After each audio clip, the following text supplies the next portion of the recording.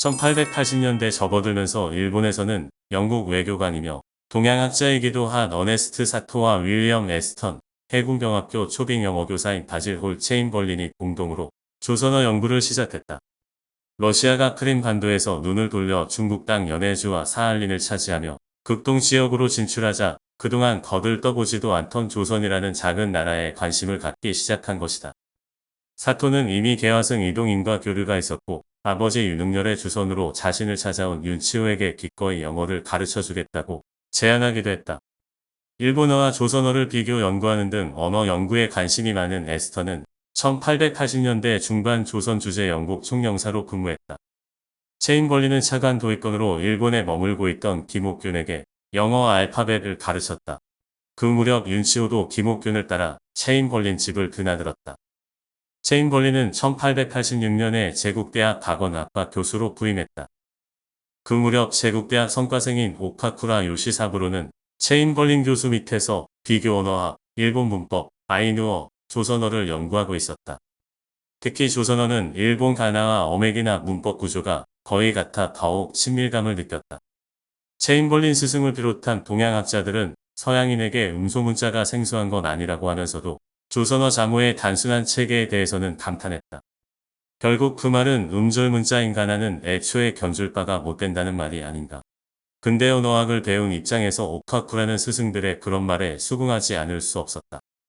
조선이라는 나라는 도대체 어떤 풍토이고 어떤 말소리의 기운이기에 천년 넘게 사용하던 난공불락의 한자라는 문자의 틀을 깨고 저토록 색다른 소리 문자가 탄생할 수 있었단 말인가. 서양학자들조차 놀랍다고 말할 정도로 우수한 문자라면 그런 문자를 바탕으로 찬란한 문화의 꽃을 피웠어야 할 조선이 저토록 망가진 것은 무슨 까닭일까.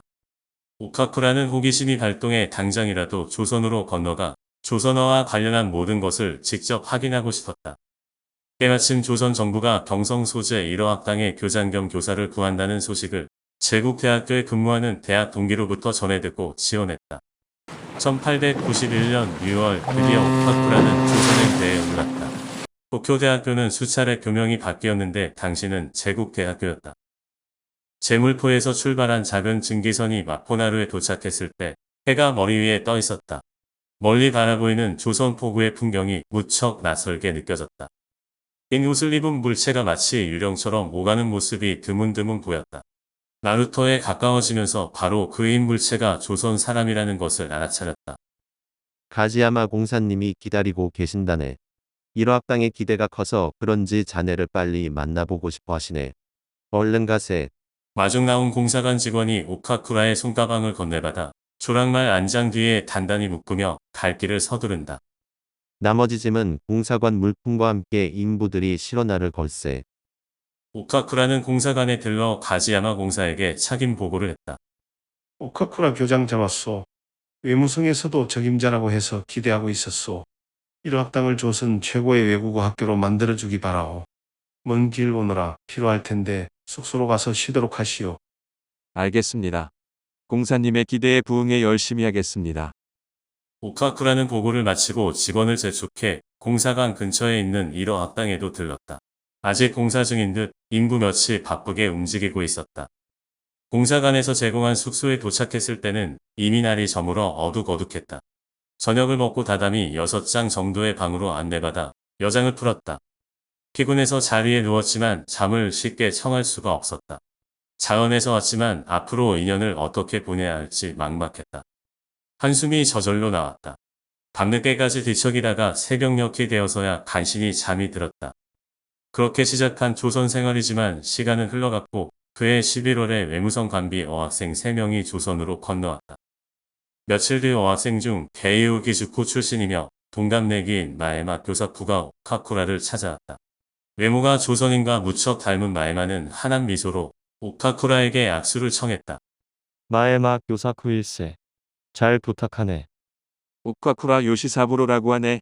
나도 지난 여름에 건너와서 아직 조선 물정이 어둡기는 마찬가지라네. 함께 배우도록 하세. 며칠 되지 않았지만 공사님으로부터 자네에 대해 말씀 많이 들었네. 대단한 인재가 조선 반도에 건너왔다고 칭찬이 자자하시더군. 만나서 영광일세. 마에마가 웃으며 말했다. 두 사람의 첫 만남은 이렇게 시작되었다.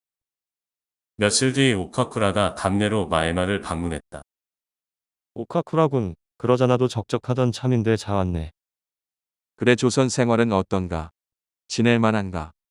오카쿠라가 물었다. 어릴 때 부산에 보름 정도 머물렀던 적이 있어 생판 낯설지는 않네. 혹시 자네도 업문 때문에 조선에 건너왔는가? 업문이 지극히 요상한 거긴 하지. 전공이 박원학이라서 조선어에 관심이 많았네. 그런데 자네 조선어 실력이 수준급인데 어떻게 배운 거야? 오카쿠라가 되물었다. 나도 이즈하라에서는 아이들이 12살 정도 되면 조선어를 배워. 내 경우는 중학교 때 조선인 강사가 우리 집에 반년 정도 기거해서 그이에게 직접 배웠어. 그 덕분에 조선어를 자유롭게 구사할 수 있게 되었지. 그런데 자네 조선어 실력도 만만치 않으이. 나는 대학 가서 배우기 시작했는데 아직 서툴러. 오카쿠라가 시구으며 말했다. 가지야마 공사님은 육군 참모본부 출신이라고 들었어. 그런 분이 1호학당 설립을 조선 정부에 제안했다고 해서 놀랐네. 마에마가 의외라는 듯이 고개를 갸우뚱하며 말했다. 나도 나중에 그 말을 전해 듣고 깜짝 놀랐어. 공사님은 참모본부 소속으로 오래 근무하다가 청국주재공사관 무관을 거쳐 내무성으로 옮겼다고 들었네.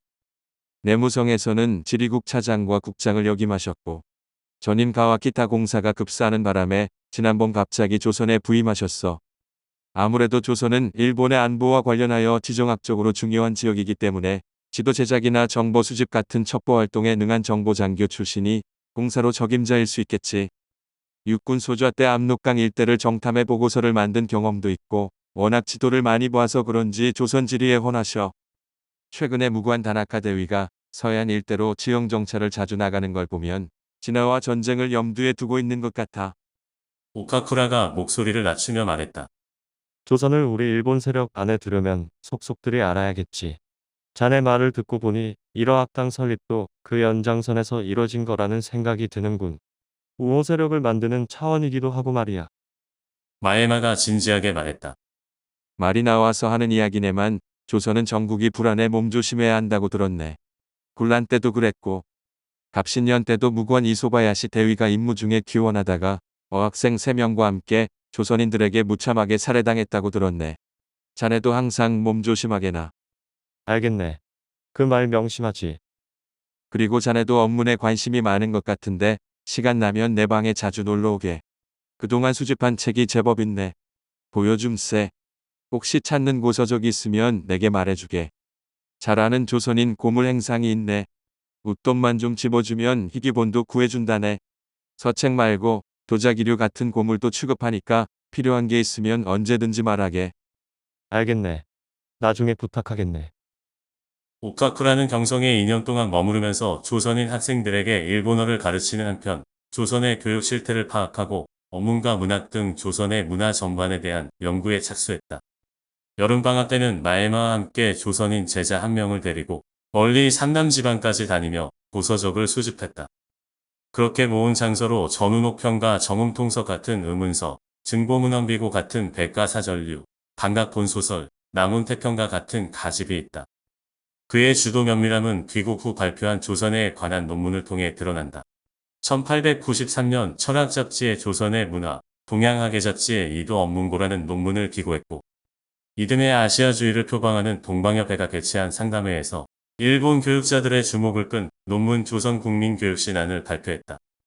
오카쿠라의 논문은 조선은 전제국가다. 조선은 교육이 없다.